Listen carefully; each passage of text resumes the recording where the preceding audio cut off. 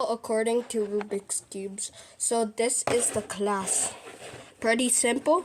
And this is the homework. A bit harder than the class, but still pretty easy. Now here, this is when it gets challenging. This is the test.